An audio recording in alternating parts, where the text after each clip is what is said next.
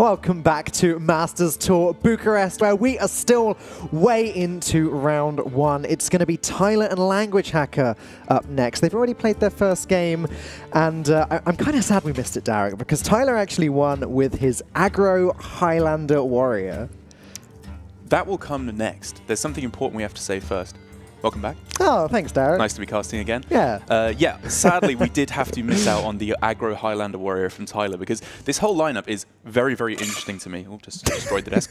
For those of you who aren't aware, Tyler, as well as a bunch of the other Grandmasters I'm talking Jusayan, Muzzy, Fino, Orange, Ball Control wasn't actually there, Hunter Ace as well. We're all in a big boot camp recently, practicing, grinding away, trying to find the lineup for this tournament. And what they came up with was their kind of secret tech deck of Rogue, very interestingly, which they are all sticking by very carefully. And then the fourth deck was what they were struggling with, because obviously they were bringing Priest and Shaman. That was always going to happen in this metagame. And it does seem like Tyler, at least, has gone with the aggro Highlander Warrior, and he's already got a win with it. Yeah, we're hopefully going to see that a little bit later on in the tournament. On the other side of things, though, Languagehacker was actually on my flight. He's been in the UK practicing with Toastmonster, Deaddraw, and a couple of the other players there. Yep. He, as of a couple of days ago when I was talking to him, he still didn't know for sure what his lineup was going to be, but it looks like he's also settled, or that their team have also settled on the Rogue. So we're seeing quite a bit of it. We saw it in the last series as well. A little bit more common now than it has been during Grandmasters. Yeah, it's true. It was for a long time very, very underrepresented. I think for the most part because it felt very poor against the Druids of the world, where it could not consistently get enough pressure early on, and then once the quest was completed, it was just in a terrible position. Also a lot of Warriors as well. Those are really the two main decks that we were seeing. Yeah. Whereas now it feels like the main decks that we're seeing more and more are, of course, the Priests that players are bringing over and over again. And if you can ban away the Shaman, which is what Tyler has gone for here, the Rogue feels like it's in a good spot. Here we go, jumping into the second game of the series. Once again, the first one was played while the previous game was going on. But yeah, Languagehacker got his one drop in turn one, got his underbelly fence. Doesn't have anything to activate that yet, but still, one drop on one, two drop on two, seems like a good start. Yeah, the Pharaoh Cat into underbelly fence. I think there's about a 30% chance to hit a non-neutral reborn minion. Sounds right. Which is always the dream. I was very good at getting that yesterday. I was just not very good at playing the underbelly fence and the Vendetta before you play that minion. In the correct order? Yeah, that took a little bit of getting used to. There's the Vendetta as well. Would have really liked to see a class minion there. And Languagehacker can, of course, still go for it. The two Shadow Steps he has in hand are looking a little bit lackluster at the moment, so I really wouldn't be too amazed to see it come down on the Pharaoh Cat here, just to look for a bit of extra value in the next few turns, and, of course, to try and find that crucial non-neutral reborn minion for the Vendetta and the underbelly fence. Yeah, I mean, there's not all that much going on for Tyler at the moment. He's got that Lickham ready for the Overload, but with second Lickham in hand, that's a little bit awkward. Desert Hare is, without an Evolve, again, it just doesn't do all that much. So going to go ahead and throw down the Manatide Totem. There we go. Okay, turn 4, now looking quite good. Yeah, looking significantly better now. It's an interesting build here from Tyler as well. The Manatide Totem is not a card I have seen outside of the Thing from Below lists. And Thing from Below pretty much disappeared instantly. People realized Sea Giant was, for the most part, just better. But still here, we're seeing Tyler go with the Manatide Totem just because he likes the draw and comboing the cards together. And look at the results. He has the Desert Hare Evolve. Well, it's the dream. Forgetting he would have drawn the Evolve next turn anyway. This is still a great turn. Kind of a shame that he can't squeeze in a Lightning Storm. It's also kind of a shame Desert Hare doesn't give Overload now, because he'd love to just get rid of that SO7 agent at the same time, but still 3-4 drops this turn. Violet Teacher, oh no, not bad. Yeah, it's a tough spot for Tyler, because with picking up the Mogu as well, what you always want to do is make sure there's at least 4 minions on the board so that you can go Hare, 0 mana Mogu, and then evolve to get an 8 drop as well, which would have been obviously completely insane. But I think Tyler makes a reasonable call here that the Mogu Flesh Shaper is probably good enough just as a 3-4 anyway, and it's more important to get the stats on board. Yeah, I mean, he'll probably get the chance to evolve that later on anyway. There's more evolves, there's lackeys, etc., etc. That was a very, very good Pharaoh Cat, though, there for Languagehacker. The Restless Mummy to both activate the Vendetta, and swing in twice. Though, it looks like he's just going to go ahead and play it straight away. So the Vendetta now back to costing 4 again. I don't really understand that. He could have just used the Vendetta and the Dagger to get rid of the Violet Teacher. You think that was a mistake? I'm going to go ahead and say he pulled a Derek Brown on that one. That felt very, very wrong. There's more minions on the board now, so Mogu's cheaper, and of course there's just a Violet Teacher on the board. Okay, all right. Oh no, of course he had this in mind all along. My mistake. Now he's having to coin it back out again, Oh, though. Hacker, buddy. It's a shame that we have to see this as his first match on stream, because Languagehacker, it's worth pointing out, I believe is currently in 5th place in earnings in America. Okay. After the first place of Torf, and then a 3-way tie. It's all very close for second. as well. It's not like Europe, where Falcane is way up above everyone else after his win. Like with the American region, it's really tight. Languagehacker doesn't have to win this tournament to become a Grandmaster. He just has to do better than the 4 players in front of him. And of course, hope that no other America's players win the tournament. Right. Yeah. But even then, he could come in a strong second without winning the tournament. But it's a bit of a disaster now, because obviously Tyler has not the best hand to capitalize on this situation, given that there's a board left in place. He's left with, lick him, double lightning bolt. It's all a bit too much of the same kind of thing.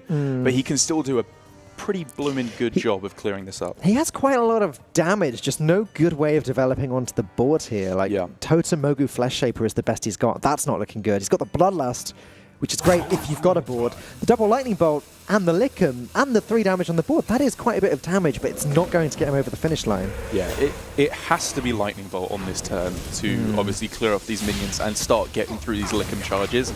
The question was whether or not he went for Mogu Flesh Shaper on the same turn. And I think I really like Tyler saving it here for a couple of reasons. One is maybe he gets himself a Mutate or an Evolve, which has 1 of each left in the deck. And of course, totems are just good. This is one of the things that I think people underestimate about this Shaman deck. He's up against some of the slower matchups. You can just spam that hero power button every turn and sometimes just get a victory once you play the Bloodlust later on. Because even here with the quote-unquote punish coming through of a tempo play with the Underbelly Fence to clear off the board, he's still got very strong options. The Mogu will still be good later on. This is one heck of a turn, though. Yeah. Getting that Thunderhead.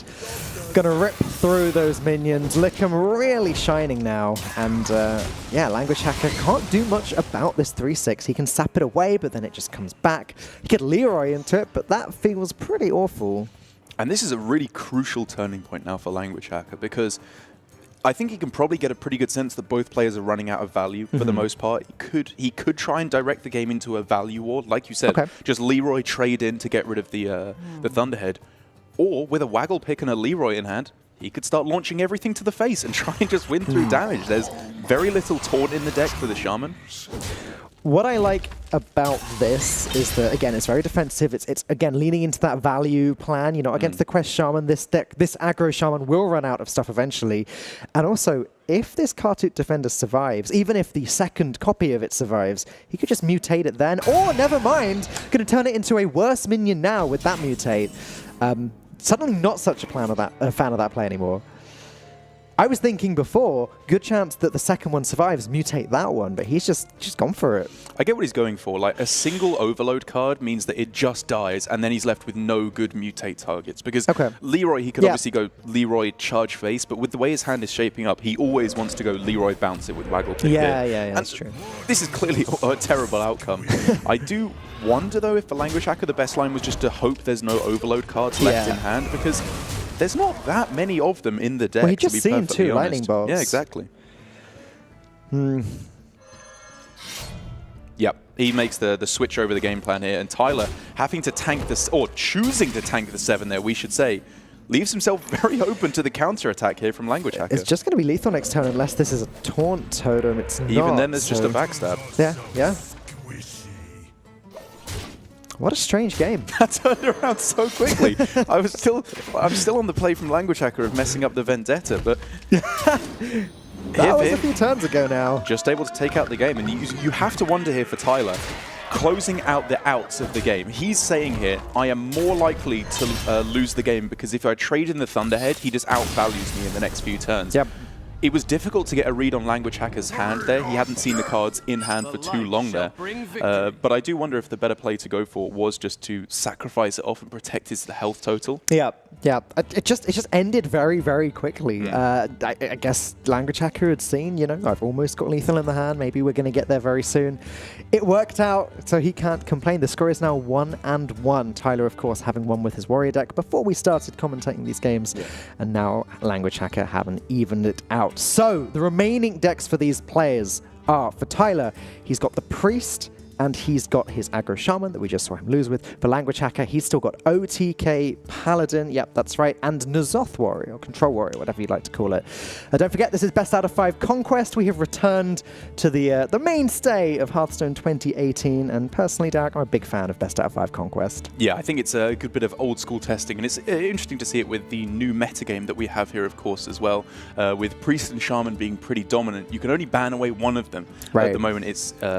So you have to be having a plan against one of them at the very least, because the vast majority of players, I would have to imagine, are going for some form of Priest and some form of Shaman in their decks, which is what a lot of players, I think, were going for with this Rogue idea, in that you ban away the Shaman and then you have a pretty strong lineup against the Priest. You're not trying to hard target it. I think that's a little bit delusional to say that you have the ability to do that. The deck is still so powerful. But I really like the thinking these players are going for. If they can just sneak one win against the Priest, that could be the difference maker.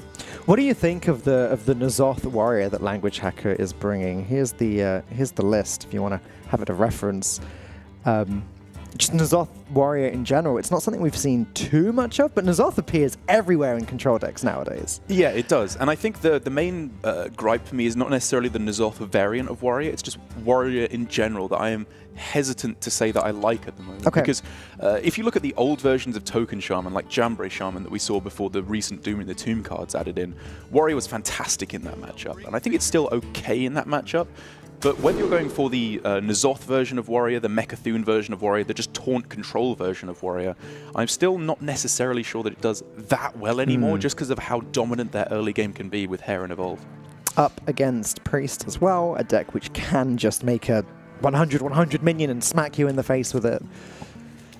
But honestly, one of the better decks against Priest that we see in the metagame, in my opinion. Just the early tools that it can throw down, the consistency with which it can find Restless Mummy with, of course, the Town Criers and Restless Mummy itself, which you can get in the mulligan.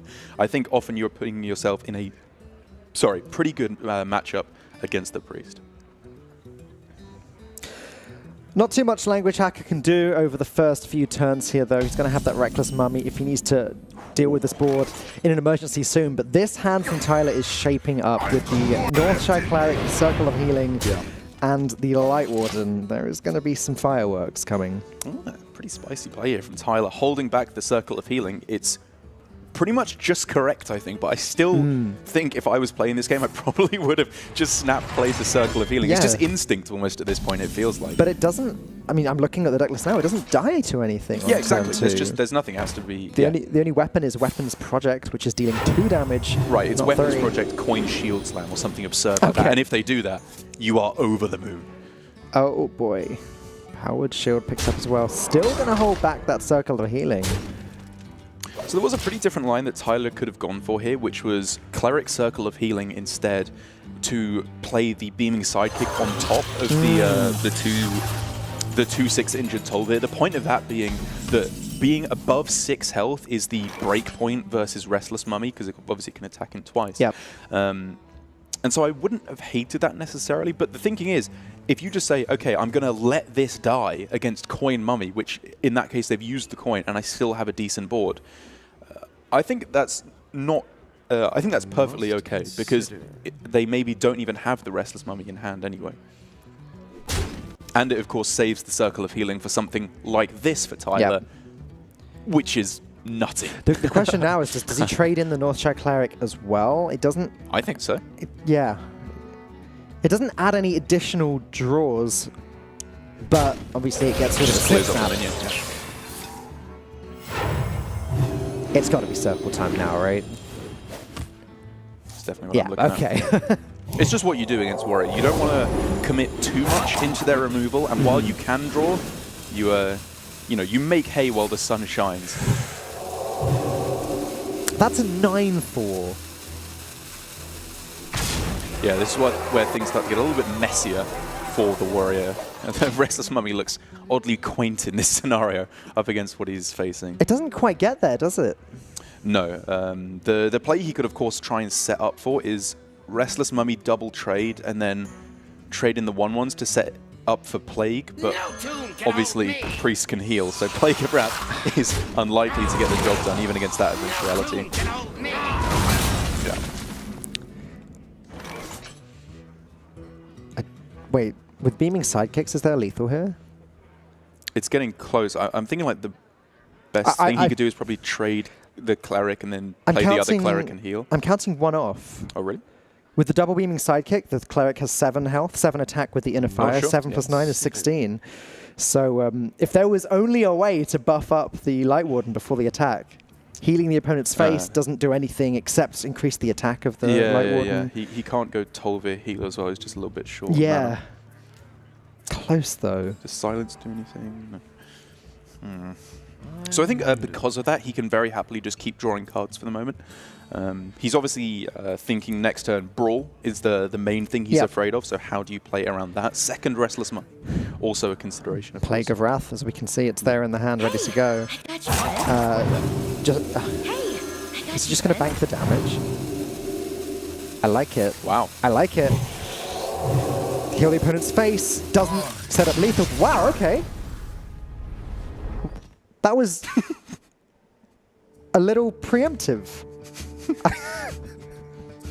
So that wasn't lethal, just to be clear, unless someone else has counted it. I might look like an idiot right now, but 9 and 7 is 16, which is 1 less than 17. And I think it was the case of Languagehacker honestly just being a bit flustered that game. You know, after jokes aside, as I was left a little bit flustered myself by that, after you make a play that we saw with messing up the Vendetta earlier in the series, that kind of thing plays in your head. You can either laugh it off if you're feeling very, very confident in yourself, but honestly, I think Languagehacker is one of the players who has the highest pressure put on himself this tournament, because Languagehacker was, of course, I think it's fair to say, one of the biggest disappointments to not get into Grandmasters last year. A lot of players were expecting him to be invited into the system. He didn't quite make the cut, and now this year, as I said, I believe 5th in current money earnings this year for the Americas region, and the two highest point earners get invited into Grandmasters. Yep. If he's able to perform well here, he can just forge a very, very strong Hearthstone career, whereas obviously his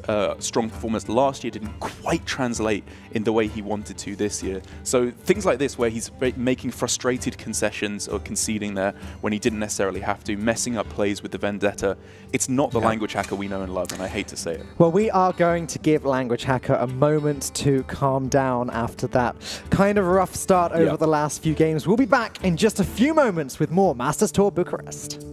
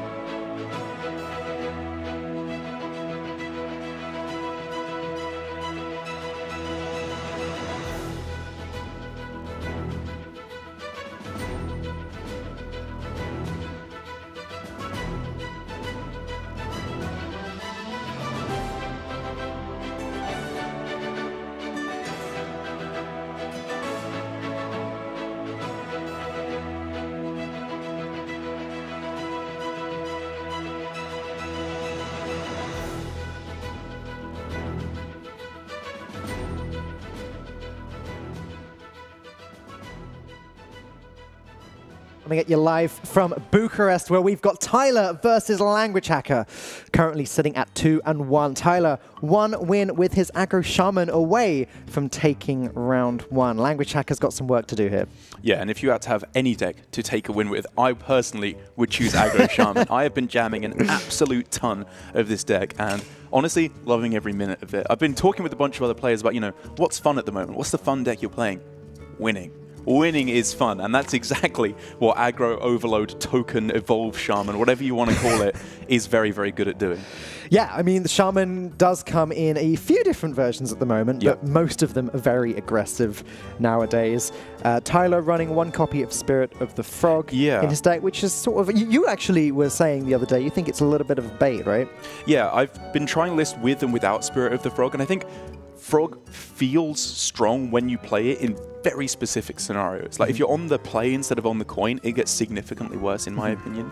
And the main problem I was having with it is all the cards that you draw off of it are only really good if you have a wide board. And it's difficult to have a wide board because you've just played Spirit of the Frog. 3 mana, 0/3. 3 mana, so you're not really going wide a lot of the time. You have to hit exactly Voltaic Burst, which means you have to have exactly a 0 mana spell in hand, which maybe mutate anyway, so you have to mutate the Spirit of the Frog. It all gets a little bit messy. Personally, I'm a slightly bigger fan of the lists that just go for a little bit more aggressive early game oomph. I like the Underbelly Anglers a lot personally myself, to just get that consistent early game. Sometimes you just win off the back of drawing a bunch of Murlocs at the start, and it gives you refill later on.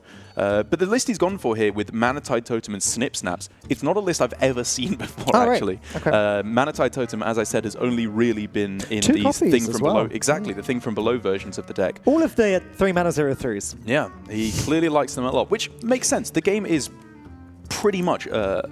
it's not a combo deck. It's like in between an aggro and a combo deck because you're playing aggressively. You want to close out the game. You don't have much draw in most of the lists, but your cards only get good when you combo them together.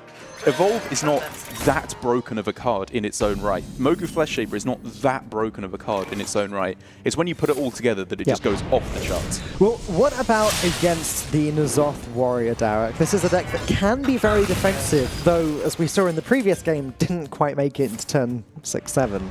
How do you think this matchup's going to go down? Oh, I mean, if I was playing against all Control Warriors, I'd jam Double Frog every day of the week and not even think about it. It's because you don't really care about tempoing that early at the start of the game because they just go for Mummy, they go for the Warpath. Even a Brawl in the mid-game is a bit too devastating, and Languagehacker has every single one of the cards that I just mentioned.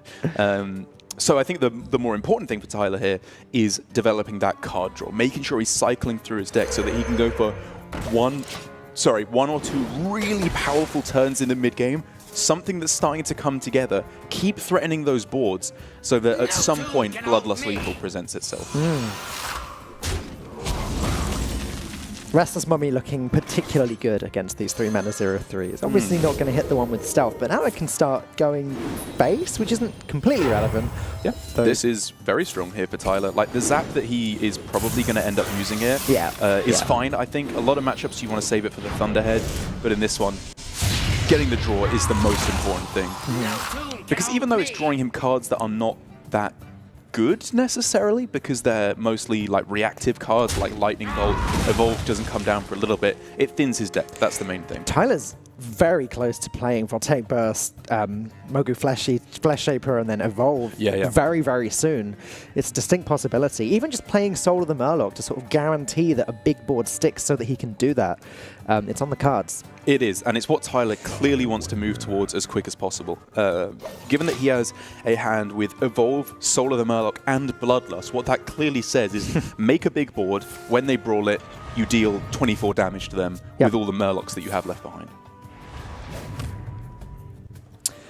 So how good are these Kartut defenders against the aggro shaman then? There's not all that much that Tyler can use to get through the taunts, other than, again, the very efficient removal of the lightning bolts and the thunderheads, etc., etc. Yeah, I mean, I think they're okay for the most part. Any roadblock that you put in the way of Shaman, anything you play onto the board against Shaman kind of works against you to an extent because of Mogu Fleshshapers obviously becoming cheaper and them trading pretty nicely against the Kartut defenders. It's mainly, I think, just the fact that after you've played these, after both of these Kartut defenders come down, when N'Zoth hits the board, it's probably the end of the game. 4 Kartut defenders should be enough to lock Tyler out.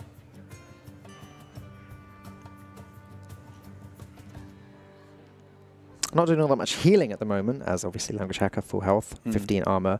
But I guess later on, if Languagehacker does get to the point when Azoth is being played and it's a board full of card suit defenders, that's probably just GG at that point. Getting there is the hard part, though. Yeah. It's a very weird spot here for Languagehacker, where the Warpath...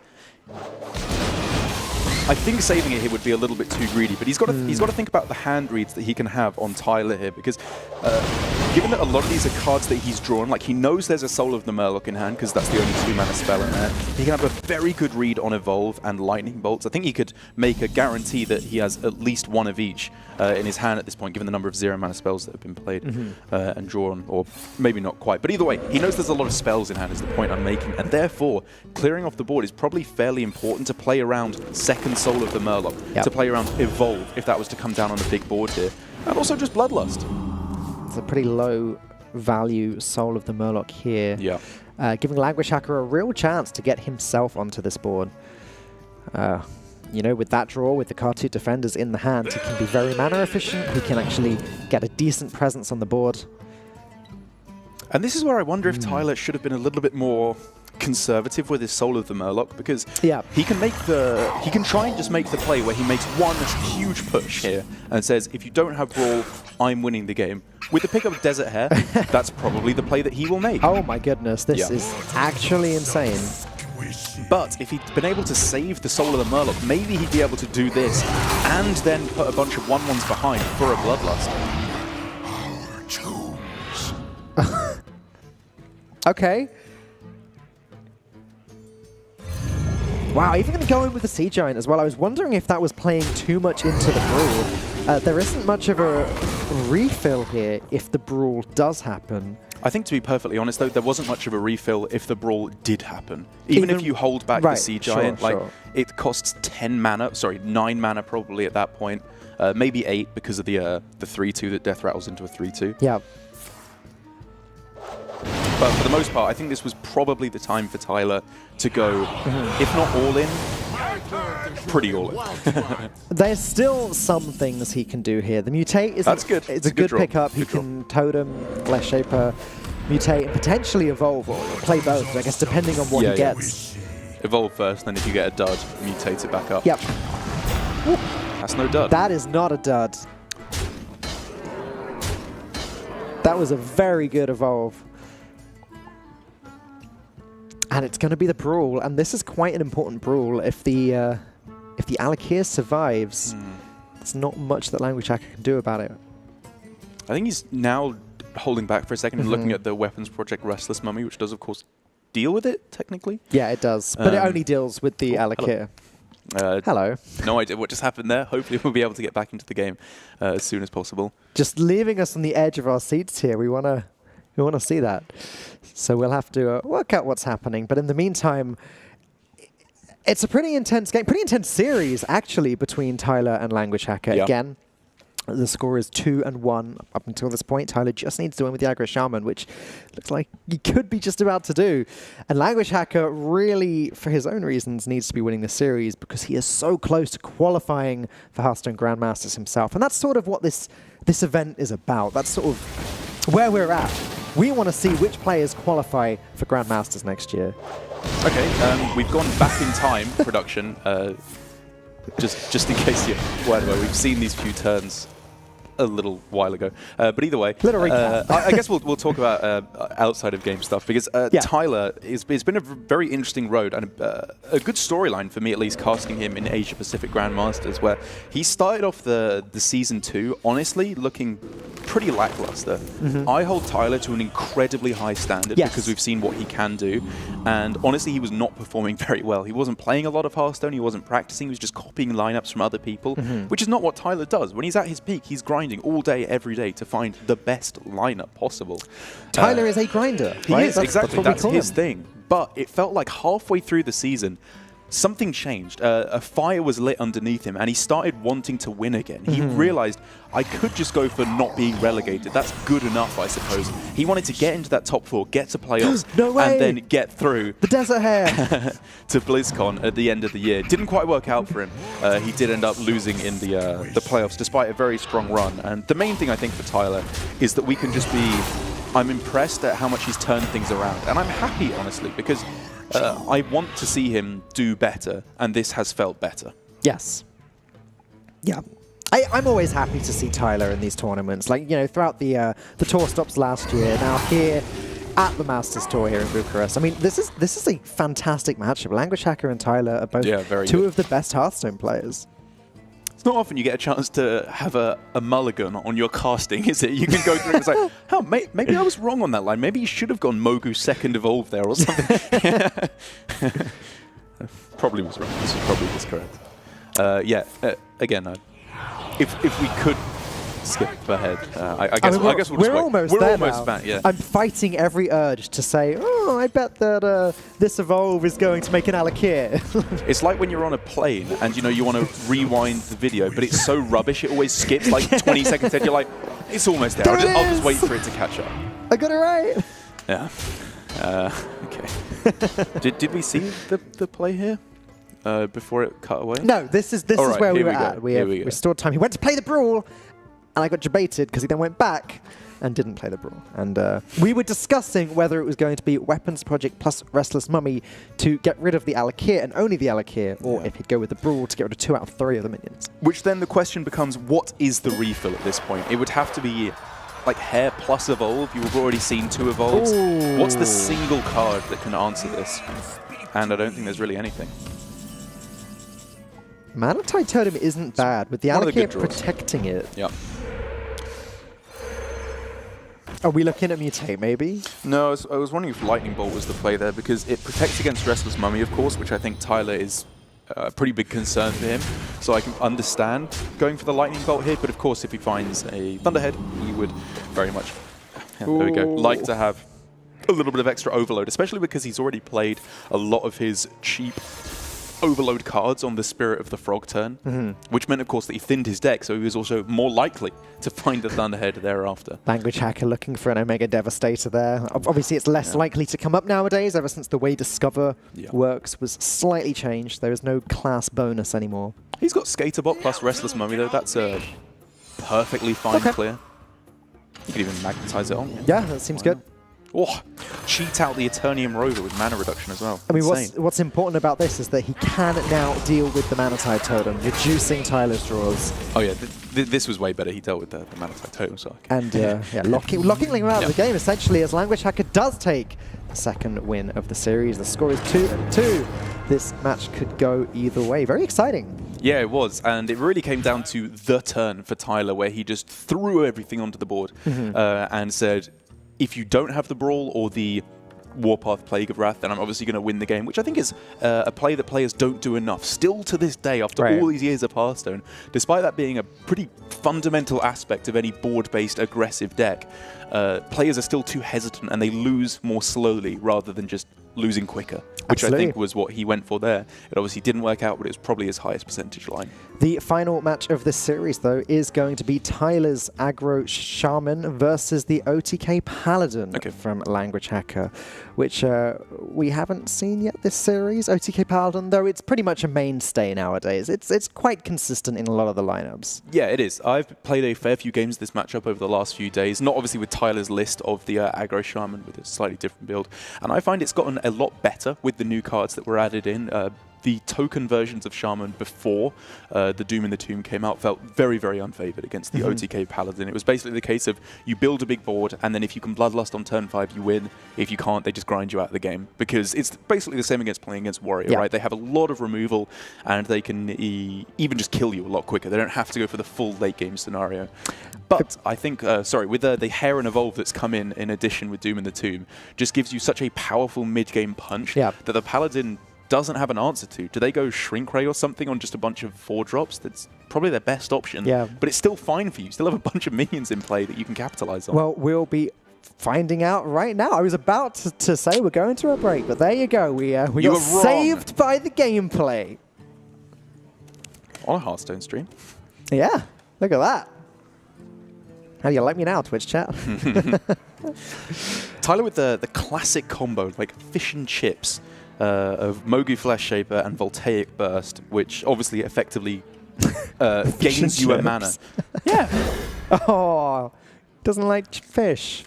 Or were they the chips? I guess they were the chips. They kind of look a little bit like fishes, like swimming around in the stream of electricity. But I can understand why he does want to throw them away. I love keeping the Mogu Flesh Shaper in pretty much every matchup. It's just an insanely powerful card. But against the Paladin, he's obviously looking for some of the cards that abuse the fact that you can evolve it, like Evolve and Mutate, and of course Hair. Hacker has a very interesting opening hand here, actually. Obviously getting, you know, the Crystology on turn 1, fantastic, but the fact that he's got both prismatic lenses could lead to some very interesting plays a little bit later. We may end up with an early Shivala just to get rid of a big minion and sort of save himself early on in the game. I don't think this strategy for Languagehacker is going to be about the combo. Yeah, I've had a really interesting discussion with players about Prismatic Lens in Paladin, where traditionally I thought it was like the best, one of the best cards you could find early on, because especially when you're on the coin, right? You can just go coin Prismatic Lens and then True Silver or Consecration or whatever. But a lot of players I've been talking to have been thinking about not looking for it so aggressively, throwing it away in a lot of the more aggressive matchups. Yeah, because obviously Crystology is what you always want. It's the best mulligan win rate card by quite a margin. And then they also want to like combo the Pyromancer with the coin. They don't want to coin out the Prismatic Lens. They want to find cards like Consecration as well to deal with the Paladin board.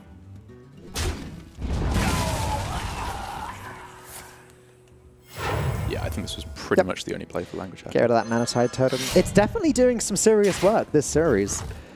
Even if it's just a minion that draws one card that has to be dealt with, it does have to be dealt with, and that's problematic. Yeah, I mean, any card you put in that slot like would do stuff. Like it's been fine.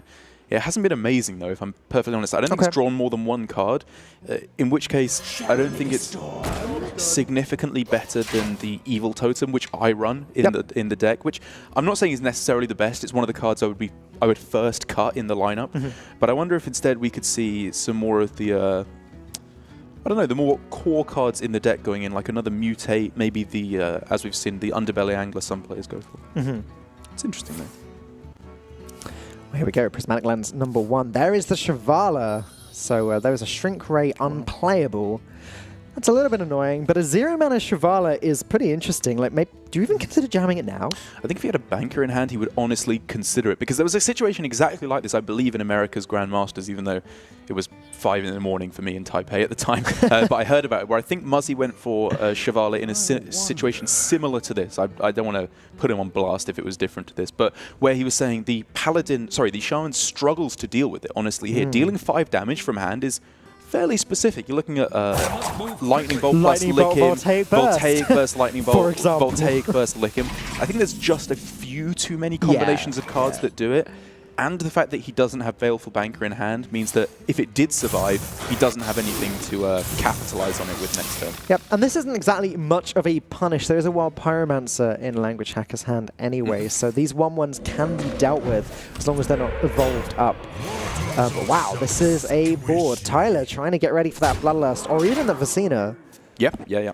This is absolutely correct. I think for Tyler, you just start threatening it every single turn that you can.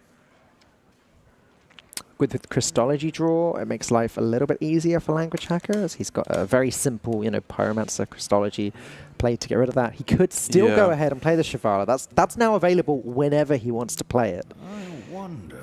So how does he deal the 1 extra damage to the totem in that instance then to swing the True Silver? And does he just go for Elven Archer? Elven Archer? Yeah. He really wants to play another spell though, because if he can't do that, then he can't kill off the he can't kill off the Thunderhead as well with the Weapon Swing, which is really, really annoying. It's true.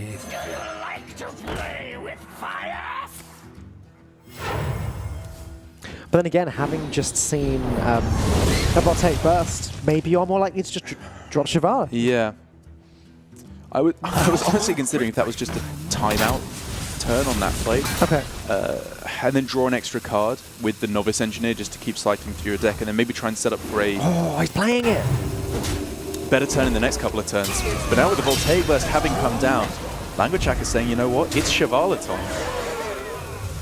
This is not a play you should often go for, but sometimes it's just right. It's not going to work out for Languagehacker here if Tyler decides to deal with it. It takes a lot of resources, but Mogu Flesh Shaper and Lightning Bolt would do the trick. Right. It would leave the Pyromancer and the Elven Archer alive. I guess that doesn't matter too much. And the game gets really funky at that point, because Languagehacker's win condition, he doesn't he does have a win condition, and it's Zephyrus at that point. Yeah, he wants to survive. Exactly. It's 3 Zephyruses later on in the game with 2 Bankers. Yeah. Oh, he's going to leave the... Wow. Not much of a result from Tyler. I mean, it's a 7-5. That's good, but...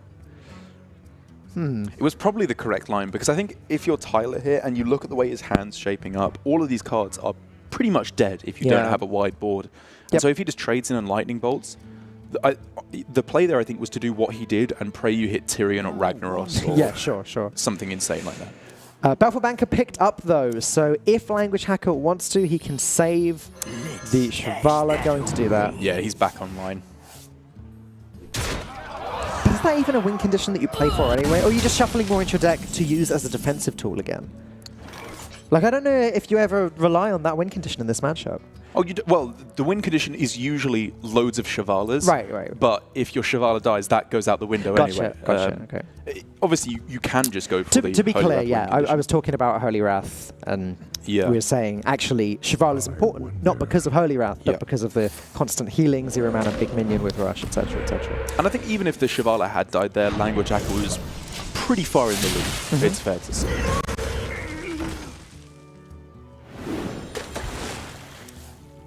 Bit annoying now for this to be dealt with by Languagehacker now that the True Silver has already been used.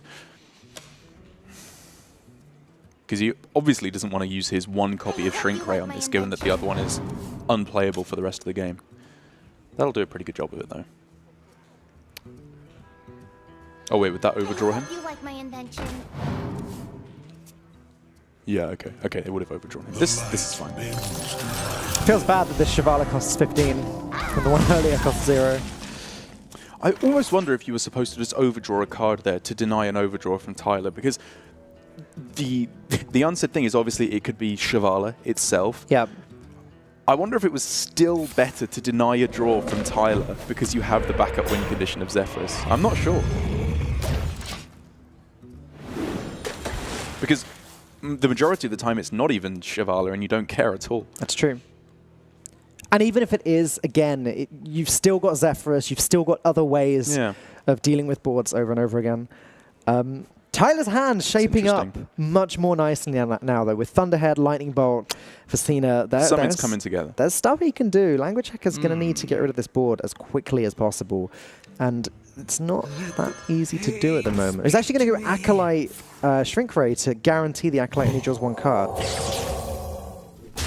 Do we care about only drawing 1 card? I think for Languagehacker, with Shivala in hand and Holy Wrath, he just wants to mill cards from his deck at this point. He has the win condition, right?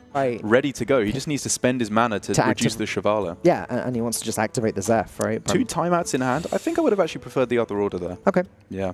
Because what is your opponent even going to do? If they have Thunderhead and they're rushing in 1/1s into your Acolyte of Pain, I think that's better, honestly, in this situation.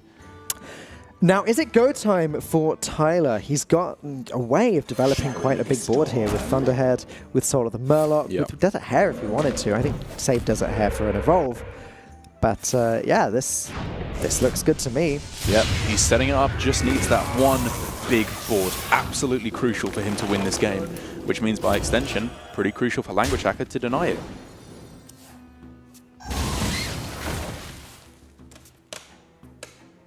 But honestly, when I say it's crucial for Languagehacker, to clear off the board every turn, it's getting to the point where he doesn't even have to do that. We're looking at Hammer of Wrath face on this turn plus timeout, Holy Wrath face plus timeout on the following turn. He's close to just a guaranteed lethal setup at this point, honestly. Bloodlust is only 17 damage from Tyler here. Like so he doesn't even have to time out on this turn, right? He can just go Hammer of Wrath, Holy Wrath, all face. There are 2 Bloodlusts in the deck, but he's only going to have 9 mana next turn because of this overload. So, yeah, I agree with you. I think Languagehacker can just ignore this. Yeah.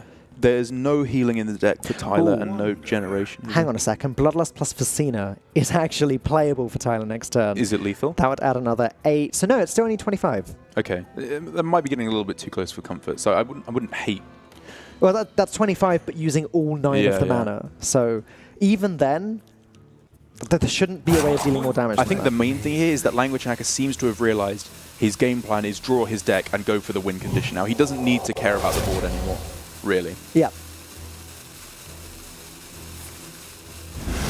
Fine. Yeah, removes a minion, adds the damage, but that's fine because you've removed a minion, and with Bloodlust, that's the scary thing. Yeah. More minions. Consecration was probably something you wanted to play at some point anyway. But here we go. This is now going to be this sort of, I guess, lethal setup. Yeah. This is now the, okay, if I do have Bloodlust, then you will lose the game. I'm pretty sure this is just solved for Languagehacker. If he can manipulate Zephyrus into giving him a Frost Nova, Yep. it's just the 3 turns he needs to draw his deck. Okay. Or less than that even, because he's got a 2-mana timeout, so he can just draw most of his deck remaining now. Even just going like Zeph into Flame it's just Strike is going to be... Yeah. It's this kind of dreadful situation you get in when you're playing against Paladin, where you're always thinking, maybe there's a way, maybe they mess up, it's possible for me to not lose this game, but deep down you know it's just over. Pyromancer, fantastic draw against Soul of the Murloc. Obviously, the Thunderhead is the only minion that has Soul of the Murloc on it at the moment, so not so relevant anymore. It just doesn't even matter. I think Languagehacker's realized it's just a 100% lock this game now. Yeah. Well, I guess the thing to say is it's Languagehacker's game to lose. If he did do something silly like spend too much mana and not get the timeout in or something like that. Yes. Well, the out at this point is Tyler getting Sludge Slurper and healing back up to 30, or evolving into a Ziliax or something like that. But even then, if he doesn't play any minions and keeps up the timeout effect every turn, nothing can attack face. Oh! So it would have to be exactly Lightwell for there to be any chance for Tyler. The camel hit the minion, so now it's only a 50% chance. Even then, it only heals, what, 3 at a time anyway? So you'd have to hit the face twice with that, whilst not taking damage from elsewhere. Right. Given there's a Zephyrus, he just has lethal this turn anyway. Yeah. Okay. That was all very exciting, but at the end of the day, Languagehacker is going to take this one down, getting himself a 1-0 score in the Swiss. There's a long few games of Hearthstone ahead of him, but that is a good start for the player that really wants to see himself in Grandmasters next year. It's a good start in terms of scoreline, but honestly, I hope Languagehacker won't be upset with me saying that was not up to his usual standard. He is a player I respect greatly after his incredible performance he had last year, one of the best Americas players we had over the entire HCT system. And with that play of, messing up the Vendetta, conceding a game, it felt like out of frustration, even though we were pretty sure he wasn't facing down lethal from his opponent. He needs to get his nerves in check, I think. He just realize it's just like any other game of Hearthstone. You've just got to try your best and not let anything bigger than this get in his head. Absolutely. Well, again, it's only round 1. He did manage to come away with the win, so things looking good for him. Tyler, on the other hand, not so great a start, but still, as I said, a long couple days of Hearthstone ahead, so he's got a chance to redeem himself. Well, that is round 1 of the Swiss over, I believe. We are going to go to a very short break, but when we get back, we've got 2 more days of Hearthstone coming up.